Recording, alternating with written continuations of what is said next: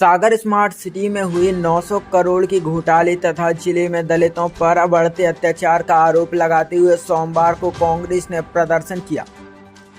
Congress committee के इस आयोजन में प्रदेश कांग्रेस अध्यक्ष जीतू पटवारी, पूर्व मंत्री हर्ष यादव सहित अन्य कांग्रेस जन शामिल हुए।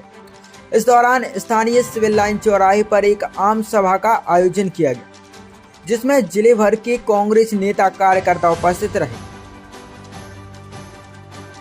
आम सभा को संबोधित करते हुए प्रदेश कांग्रेस अध्यक्ष जीतू पटवारी ने प्रदेश की बीजेपी सरकार पर निशाना साधा।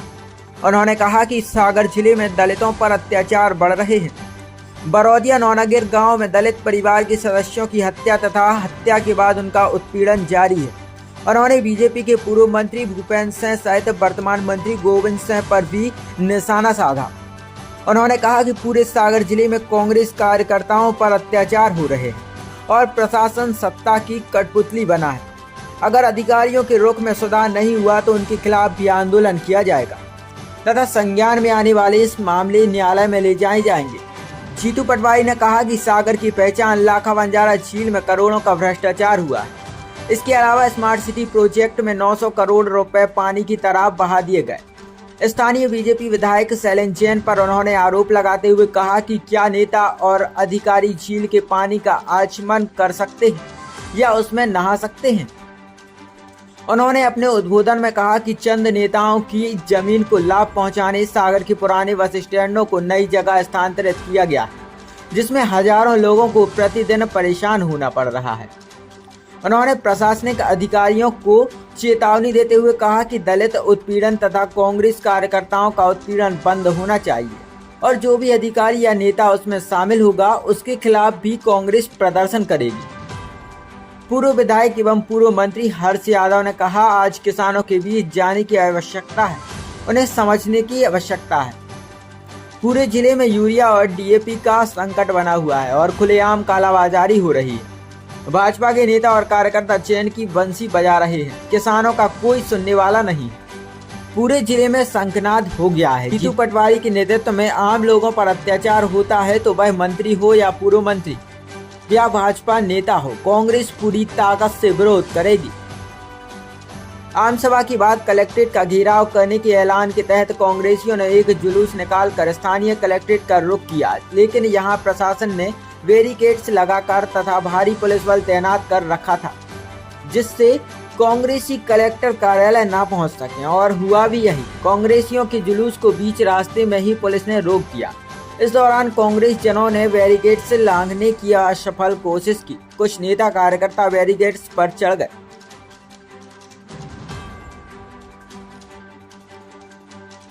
जिन्हें पुलिस ने पानी की बौछार कर नीचे उतरने पर विवश कर दिया। हालांकि बैरिकेड्स लांघने का प्रयास सिर्फ गिने चुने नेता और कार्यकर्ताओं ने किया, बाकी बड़े नेता इस कोशिश से दूर रहे। थोड़ी देर की हुज्जत के बाद कांग्रेस प्रदेश अध्यक्ष ने अपर कलेक्टर रूपेश उपाध्याय को ज्ञापन सौंपा।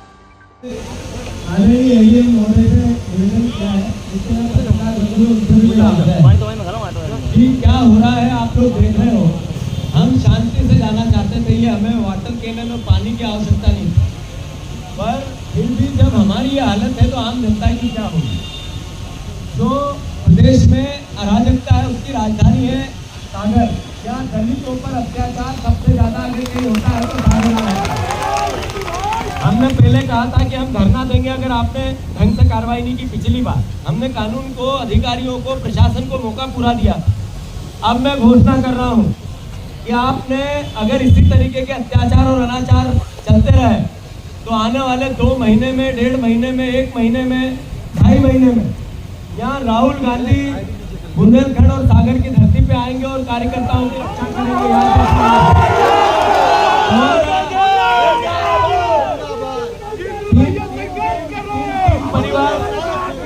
तीन परिवार के लोगों की हत्याएं हुई, लगातार दलितों पर अत्याचार हो रहा है।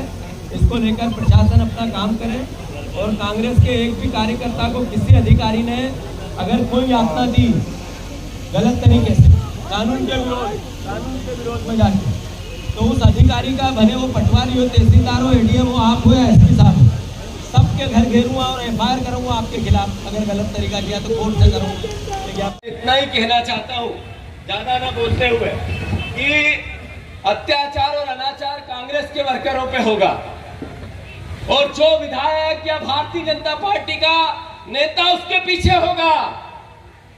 अगर कलेक्टर उसकी नौकरी प्रशासन की नहीं करेगा, उस बीजेपी के नेता की करेगा।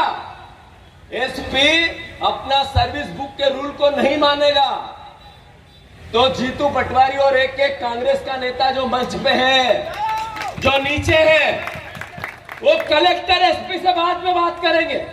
पहले उस बीजेपी के नेता के घर का घेराव करेंगे, वो विधायक हो, मंत्री हो, पूर्व मंत्री हो, चाहे जो हो। और मैं आप सबसे अनुरोध करना चाहता हूं और चेतावनी भी देना चाहता हूं इस सत्ता के अहंकारी लोगों को कि आपने भ्रष्टाचार किया, सागर की जनता देख रही है। आपने अकूत संपत्ति इकट्ठी कर ली, सागर की जनता देख रही है। आपके अत्याचार और अनाचार की बातें भी सागर की जनता आपस में कर रही है। पर जो आपके कहने पे टीआई, एसपी, तहसीलदार, कलेक्टर, एसडीएम और प्रशासनिक अधिकारी आपकी नौकरी करेगा, उसका घेराव ऐसे ही होगा जैसे आज हो रहा है। और उसके बाद कोर्ट में जाकर उस अधिकारी के खिलाफ एफआईआर लिखाएंगे। कांग्रेस पार्टी के कार्यकर्ता उसको भी नहीं छोड़ेंगे, नौकर नहीं बनने देंगे उसको, एक नेता का, बीजेपी का। और दूसरा, जिस नेता ने कांग्रेस के वर्करों पर अत्याचार किया, जेल भिजवाया, मकान तोड़े, उसके घर जाकर, उसके घर, खुद के नेता के घर, कांग्रेस पार्टी का कार्यकर्ता, उसका प्रदेश अध्यक्ष जाकर उसका प्रदर्शन करेंगे, उसका विरोध करेंगे, बिल्कुल भी नहीं डरेंगे। तैयार हो कि नहीं हो? तैयार हो कि नहीं हो? मैं इतना ही कहना चाहता हूं कि आप मंत्री बने, आपकी सरकार बनी, आपने बहनों को 3,000 रुपए देने की बात कही थी, आपने 3100 के धान के बाद के भाव की बात की थी, आपने 2900 के, 2700 के गेहूं की बात की थी। वो तो एक बीजेपी का नेता पहल नहीं करता है कि दिलवाएंगे, पर कांग्रेस के कार्यकर्ताओं पर यातना जरूर करेंगे, क्योंकि उन्होंने हमारे विरोध में काम किया था। रावण अमर था, नाभि में उसके अमृत था, सोने की उसकी लंका थी, न मरने का वरदान था।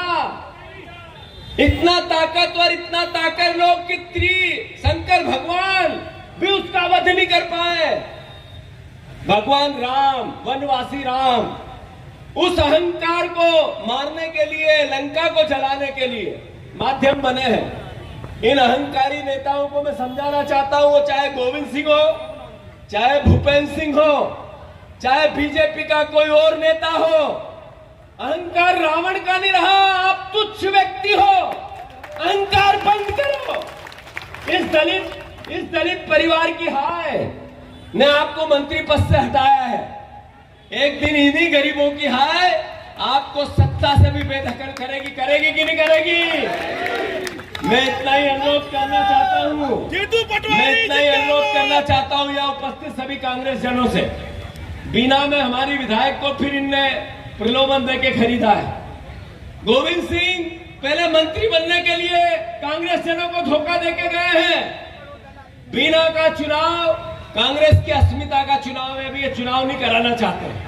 वो हमारी बहन इस्तीफा नहीं देना चाहती है, पर हम कोर्ट से उसका इस्तीफा लेंगे और चुनाव लड़ेंगे और बीना जीतेंगे। जीतेंगे कि नहीं जीतेंगे? अरे आपके पास सत्ता है तो बंडा में